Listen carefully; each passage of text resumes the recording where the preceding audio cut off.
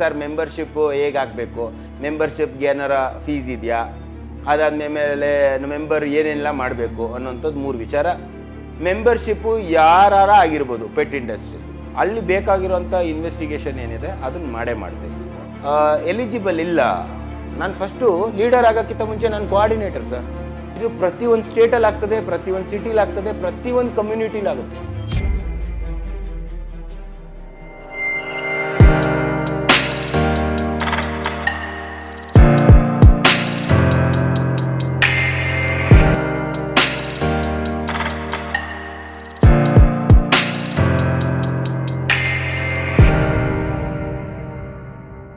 Okay, so ಇದು ಬೇರೆ ಒಂದು ಯಾವುದೋ ಒಂದು ಅಸೋಸಿಯೇಷನ್ಸ್ ಮೆಂಬರ್ಶಿಪ್ ಥರ ನಮ್ಮ ಪಾಪ್ ಒನ್ ವಾಯ್ಸ್ ಫೌಂಡೇಶನಲ್ಲಿ ಇಲ್ಲ. ಜನ ಒಂದು ಸ್ವಲ್ಪ ಮೆಂಬರ್ಸ್ಗೆ ಏನು ಫೀಸ್ ಅಂತ ಏನು ಇದು ಮಾಡ್ತಾ ಇದ್ದೀರಾ, ಮೆಂಬರ್ಶಿಪ್ಗೆ ಎಷ್ಟು ಅಂತ ಕಲೆಕ್ಷನ್ ಮಾಡ್ತೀವಿ. ಓಕೆ, ಸೊ ಇವಾಗ ಅದೇ ನಾನು 3 ವಿಚಾರ ಹೇಳ್ಬೇಕಾಗ್ತದೆ. ಒಂದು ಸರ್ ಮೆಂಬರ್ಶಿಪ್ಪು ಹೇಗಾಗಬೇಕು, ಮೆಂಬರ್ಶಿಪ್ಗೆ ಏನಾರ ಫೀಸ್ ಇದೆಯಾ, ಅದಾದಮೇಲೆ ಮೆಂಬರ್ ಏನೆಲ್ಲ ಮಾಡಬೇಕು ಅನ್ನೋಂಥದ್ದು 3 ವಿಚಾರ ನಾನು ಇವಾಗ ಒಂದು ಸಣ್ಣದಾಗಿ ಹೇಳ್ಬಿಡ್ತೀನಿ. ಒಂದು, ಮೆಂಬರ್ಶಿಪ್ಪು ಯಾರಾರ ಆಗಿರ್ಬೋದು, ಪೆಟ್ ಇಂಡಸ್ಟ್ರಿ ಯಾರಾರ ಆಗಿರ್ಬೋದು, ಡಾಗ್ ಬ್ರೀಡರಿಂದ ಹಿಡ್ದು ಯಾರೋ ಒಬ್ಬ ಸಣ್ಣ ಪ್ರಾಡಕ್ಟ್ ಮಾಡೋವಂಥ ಮನುಷ್ಯನವರೆಗೂ, ಬರ್ಡ್ ಬ್ರೀಡರ್ ಯಾರು ಬೇಕಾದ್ರೂ ಆಗಿರ್ಬೋದು, ಅವರು ಇದರಲ್ಲಿ ಮೆಂಬರ್ ಆಗ್ಬೋದು. ಮೆಂಬರ್ ಆಗೋವಂಥ ಪ್ರಾಸೆಸ್ ಏನು? ಫಸ್ಟು popindia.org ಅನ್ನೋಂಥ ವೆಬ್ಸೈಟ್ಗೆ ಹೋಗ್ತಾರೆ. ಅಲ್ಲಿ ಅವ್ರು ಡೀಟೇಲ್ಸ್ ಹಾಕ್ತಾರೆ, ಅಡ್ರೆಸ್ ಹಾಕ್ತಾರೆ, ಆಮೇಲೆ ಯಾವ ಕ್ಯಾಟಗರಿಗೆ ಬರ್ತಾರೆ, ಯಾವ ಕಮ್ಯುನಿಟಿಗೆ ಸೇರ್ತಾರೆ ಅನ್ನೋಂಥದ್ದು ಹಾಕ್ತಾರೆ. ಆ್ಯಂಡ್ ಅಲ್ಲಿ ರಿಕ್ವೆಸ್ಟ್ನ ಸಬ್ಮಿಟ್ ಮಾಡಾದ್ಮೇಲೆ ಅದು ಆ ಒಂದು ಕಮ್ಯುನಿಟಿಲಿರುವಂಥ ಕೋಆರ್ಡಿನೇಟರು, ಚೀಫ್ ಕೋಆರ್ಡಿನೇಟರು ಮತ್ತು ಲೀಡರು 3 ಜನಕ್ಕೆ ಆ ನಂಬರು ಮತ್ತು ಡೀಟೇಲು ಶೇರ್ ಆಗ್ತದೆ.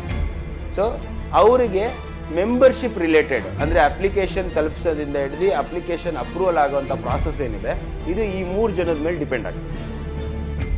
ಈ ಮೆಂಬರ್ಶಿಪ್ ಪ್ರಾಸೆಸ್ ಅಂದರೆ ಏನು? ಒಂದು ಅಪ್ಲಿಕೇಶನ್ ಕೊಟ್ಟಿದ್ದೀರಾ, ಅಪ್ಲಿಕೇಶನ್ ಫಿಲ್ ಮಾಡಿಕೊಡ್ಬೇಕು. ಫಿಲ್ ಮಾಡಿಕೊಟ್ಟಾದ್ಮೇಲೆ ಅದನ್ನು ವೆರಿಫಿಕೇಷನ್, ಇದು ಯಾವ ಸಂಸ್ಥೆನೂ ಇವತ್ತಿನವರೆಗೂ ಮಾಡಿ ನಮ್ಮಲ್ಲಿ ಥರ್ಡ್ ಪಾರ್ಟಿ ಅಂದರೆ ಇಲ್ಲಿ ವೆರಿಫಿಕೇಷನ್ ವಿಚಾರ ಅಂತ ಬಂದಾಗ, ಪಾಪಲ್ಲಿ ಸಬ್ಮಿಟ್ ಮಾಡಿರುವಂಥ ಮೆಂಬರ್ಶಿಪ್ ಅಪ್ಲಿಕೇಶನ್ ಏನಿದೆ ಅದು ಕೋಆರ್ಡಿನೇಟರು, ಚೀಫ್ ಕೋಆರ್ಡಿನೇಟರು ಮತ್ತು ಲೀಡರ್ಸು ಈ 3 ಜನರದ ರೆಸ್ಪಾನ್ಸಿಬಿಲಿಟಿ ಇರ್ತದೆ. ಅದನ್ನು ಕೊನೆ ಹಂತದವರೆಗೂ ತಗೋಗಿ ಅದನ್ನು ಕಂಪ್ಲೀಟ್ ಮಾಡೋವಂಥದ್ದು. ಅದು ನನ್ನ ಒಂದು ಇಂಡಿವಿಜುವಲ್ ಕೆಪಾಸಿಟಿಲಿ ಇಲ್ಲ, ಅದು ಕೋಆರ್ಡಿನೇಟರು, ಚೀಫ್ ಕೋಆರ್ಡಿನೇಟರು ಮತ್ತು ಲೀಡರ್ಸು ಜವಾಬ್ದಾರಿ ಆಗಿರ್ತದೆ. ಅಲ್ಲಿ ಒಂದು ಅಂದರೆ ಪಾಪ್ ಇನ್ವಾಲ್ವ್ ಆಗ್ತಾ ಇರೋದು ಒಂದು ವಿಚಾರ ಏನಂತ ಹೇಳಿದ್ರೆ, ಅಲ್ಲಿ ಫಿಸಿಕಲ್ ವೆರಿಫಿಕೇಷನ್ ಆಗುತ್ತೆ. ಸೊ ಫಿಸಿಕಲ್ ವೆರಿಫಿಕೇಷನ್ ಅಂತೇಳಿದ್ರೆ ನಾರ್ಮಲಾಗಿ ನಾವು ಒಂದು ಥರ್ಡ್ ಪಾರ್ಟಿ ಏಜೆನ್ಸಿ ಕೊಟ್ಬಿಟ್ಟಿದ್ದೀವಿ ಸರ್.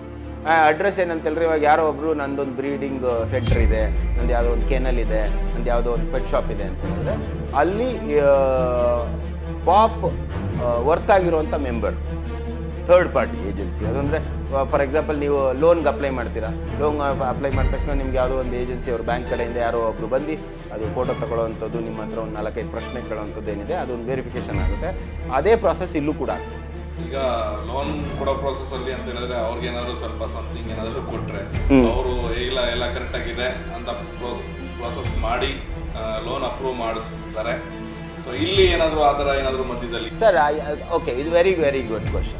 ಅದಕ್ಕೋಸ್ಕರನೇ ನಾನು ಒಂದು ಡೆಮೋಕ್ರಸಿ ಅಂತೇಳಿ ಒಂದು ವರ್ಡ್ ಹೇಳಿ. ಈ ಒಂದು ಸಂಸ್ಥೆ ಪಾಪ್ ಒನ್ ವಾಯ್ಸ್ ಫೌಂಡೇಶನ್ ಏನಿದೆ ಅದು ಕಂಪ್ಲೀಟಾಗಿ ಡೆಮೋಕ್ರಸಿ ಅನ್ನುವಂಥ ಕಾನ್ಸೆಪ್ಟಲ್ಲೇ ಇದು ಡಿಸೈನ್ ಆಗಿರೋದು.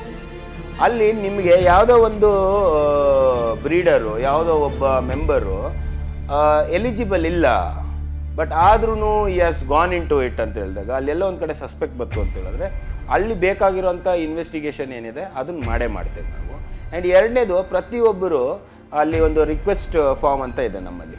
ಸೊ ನಿಮಗೆ ನಿಮ್ಮ ಒಂದು ವಿಚಾರ ಅಂದರೆ ಯಾವುದೋ ಒಂದು ವಿಚಾರ ಪೆಟ್ ಇಂಡಸ್ಟ್ರಿಲಿ ಯಾವುದೋ ಒಂದು ಸಮಸ್ಯೆ ಆಗಿರ್ಬೋದು, ಇಲ್ಲ ಯಾವುದೋ ಒಂದು ಮೆಂಬರಿಂದ ನಿಮಗೊಂದು ಸಮಸ್ಯೆ ಆಗ್ತಾ ಇರ್ಬೋದು, ಇಲ್ಲ ಯಾವುದೋ ಒಂದು ಚೀಫ್ ಕೋಆರ್ಡಿನೇಟರಿಂದ ಒಂದು ದೂರ ಆಗಿರ್ಬೋದು, ಕಂಪ್ಲೇಂಟ್ ಆಗಿರ್ಬೋದು, ಅದನ್ನು ನೀವು ಮುಕ್ತವಾಗಿ ಆ ರೆಸಿಪ್ಟಲ್ಲಿ ಬರೆದು ನಮ್ಮದೇ ಆದ ಒಂದು ಲೆಜ್ಜರ್ ಇದೆ, ಆ ಲೆಜ್ಜರಲ್ಲಿ ನೀವು ಎಂಟ್ರಿ ಮಾಡಿ ಹೋಗ್ಬೋದು. ಅದು ನೆಕ್ಸ್ಟ್ ಮೀಟಿಂಗಲ್ಲಿ ನೀವು ಆ ಒಂದು ಕೊಟ್ಟಿರುವಂಥ ರಿಕ್ವೆಸ್ಟ್ ಮತ್ತು ಕಂಪ್ಲೇಂಟ್ಗೆ ಏನು ಸೂಕ್ತವಾಗಿರುವಂಥ ಆ್ಯಕ್ಷನ್ ತೊಗೊಂಡಿದ್ದೀರಾ ಆ ಡೀಟೇಲ್ಸ್ ಕೂಡ ನೀವು ಆ ಲೆಜ್ಜರಲ್ಲಿ ನೀವು ನೋಡಬೇಕು. ಸೊ ಎಲಿಜಿಬಿಲಿಟಿ ಕ್ರೈಟೀರಿಯಾ ಅಂತ ಏನಿಲ್ಲ. ನೀವು ಏನೋ ಪೆಟ್ ಇಂಡಸ್ಟ್ರಿಗೆ ನೀವು ಒಂದು ಸೂಜಿಯಷ್ಟು ಏನೋ ಒಂದು ಕಾಂಟ್ರಿಬ್ಯೂಷನ್ ಮಾಡ್ತಾ ಇದ್ದೀರಾ ಅಂದರೆ ನೀವು ಮೆಂಬರ್ ಆಗಲಿಕ್ಕೆ ಅರ್ಹತೆ ಇದೆ.